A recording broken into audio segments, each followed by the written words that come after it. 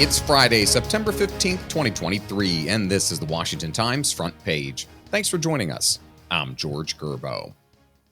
Federal prosecutors have indicted Hunter Biden on 3 charges tied to possessing a firearm while using narcotics.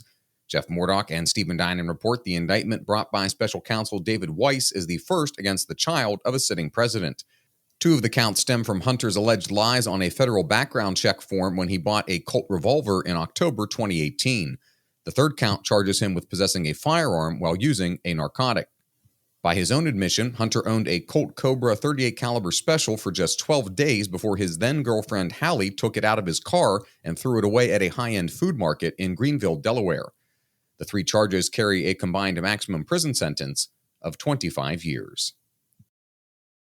The House impeachment inquiry into President Biden will focus on his effort to oust Ukrainian Prosecutor General Viktor Shokin and whether he did so to thwart a corruption investigation into the energy company Burisma Holdings. Susan Ferricchio reports Hunter Biden and then business partner Devon Archer were each receiving $1 million a year from Burisma beginning in the spring of 2014. Their hiring coincided with then Vice President Biden's new role as the Obama administration's point person on Ukraine. The timeline of actions raises questions about whether Biden ultimately sought to push out Shokin to help his son and Burisma. President Biden will attempt to stiffen international resolve and unity behind Ukraine and confront rising global threats of authoritarianism during a speech at the UN General Assembly next week.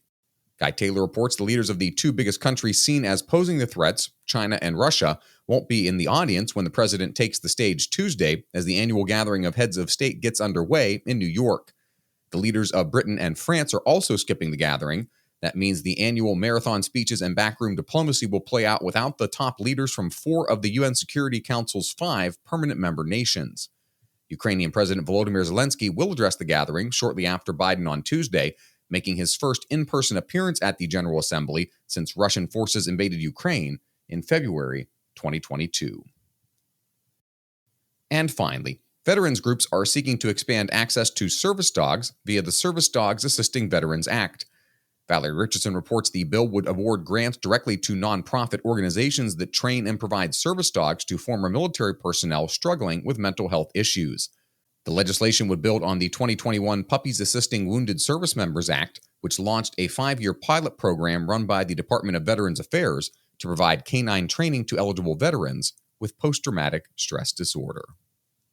Find all of today's front page stories at WashingtonTimes.com/front page or on the Washington Times app, and find us wherever you get your podcasts. Just search Washington Times in any major podcast app. You can also find us on social media at Wash Times for breaking news, sports, commentary, and more. For the Washington Times, I'm George Gerbo.